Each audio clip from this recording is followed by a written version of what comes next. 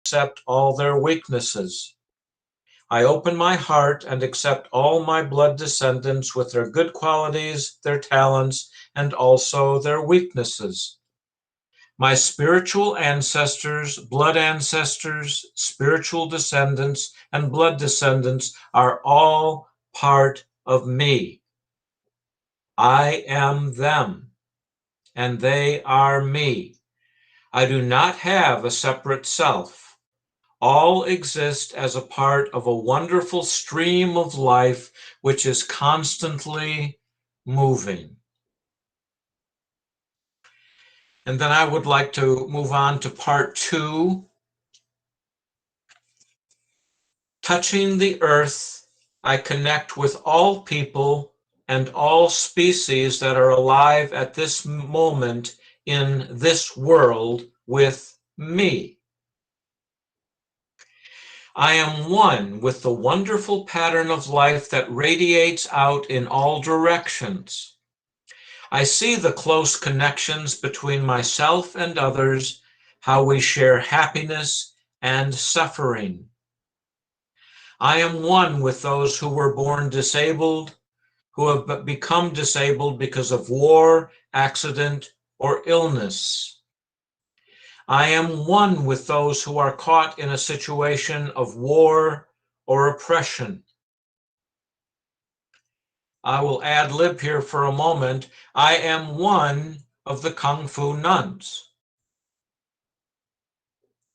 I am one with those who find no happiness in family life, who have no roots and no peace of mind, who are hungry for understanding and love, and who are looking for something beautiful, wholesome, and true to embrace and believe in.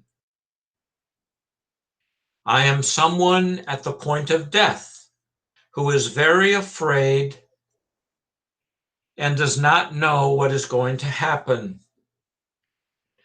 I am a child who lives in a place where there is miserable poverty and disease, whose legs and arms are like sticks, and who has no future.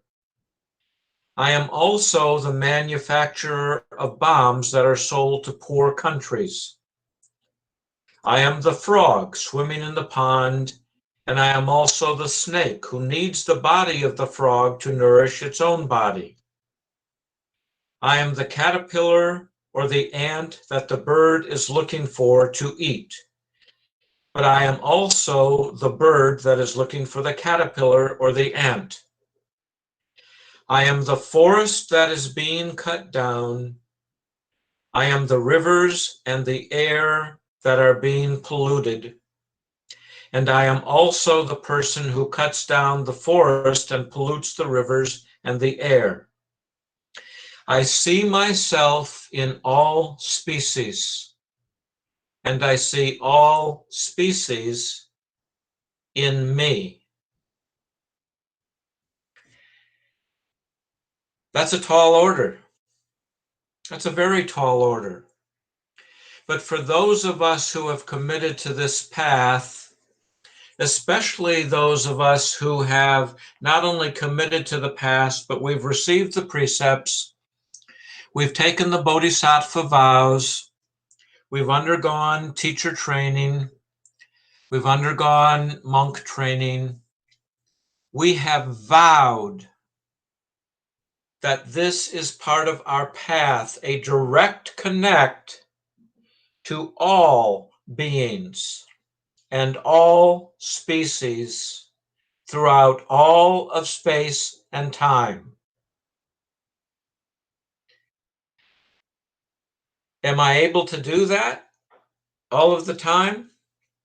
I must confess that during this past election process, although I tried to stay as far away from the news as I possibly could,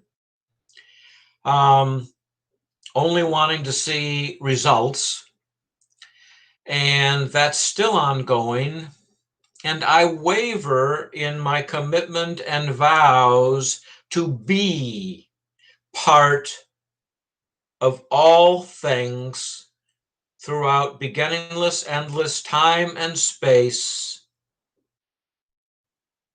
without interruption, the flowing stream that simply goes on and on. That is our job. That is our task. That is the task before us.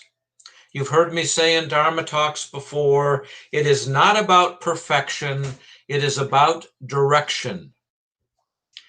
Are you headed in the right direction? And that's really all that matters on this path. And so as you continue on this path, I give you all of my hopes and my dreams that you can fulfill what you need on this path and receive from the Dharma and the Sangha and all living beings what you need to continue on the path.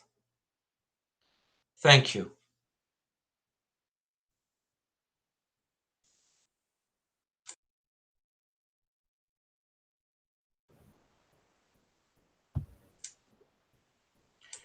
Yang-Su, I will turn it back over to you now.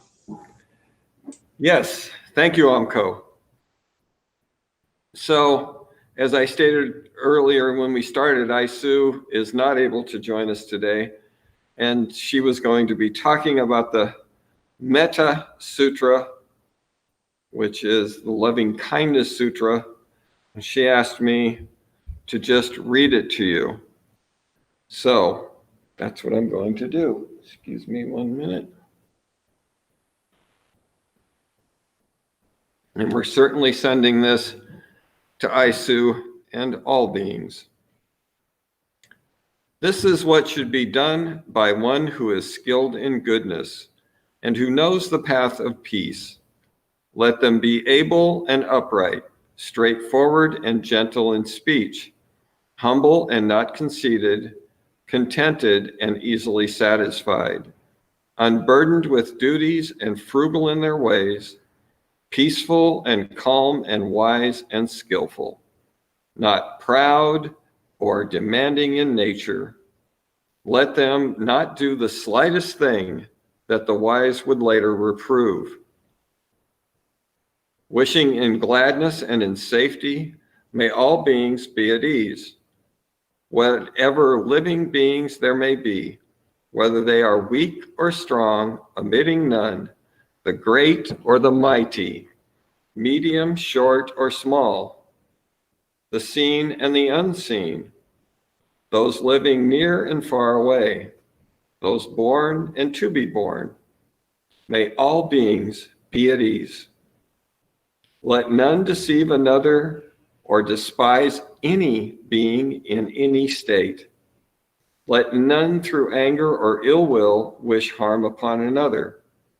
Even as a mother protects with her life her child, her only child, so with boundless heart should one cherish all living beings.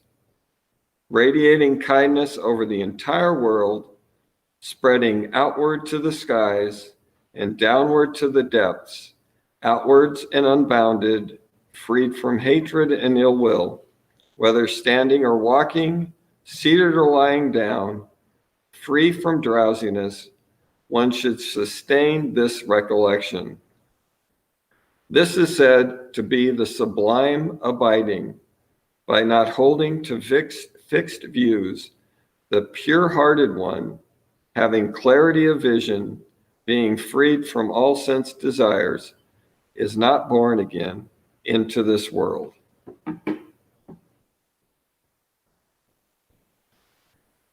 And now we're going to finish our typical Dharma talk with our 3 gathas, and then we will open it up to discussion and questions.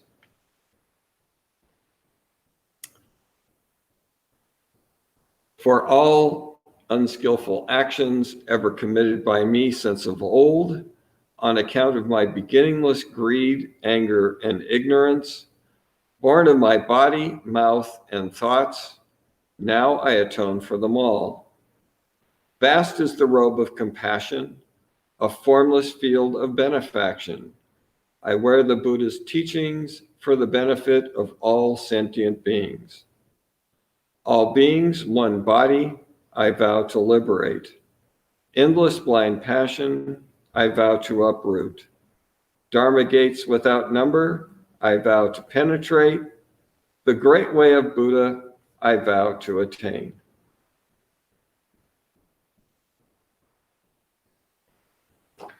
Okay, so this concludes the Dharma talk for today. And the three of us, Amko and Suji and I, will be happy to answer any questions.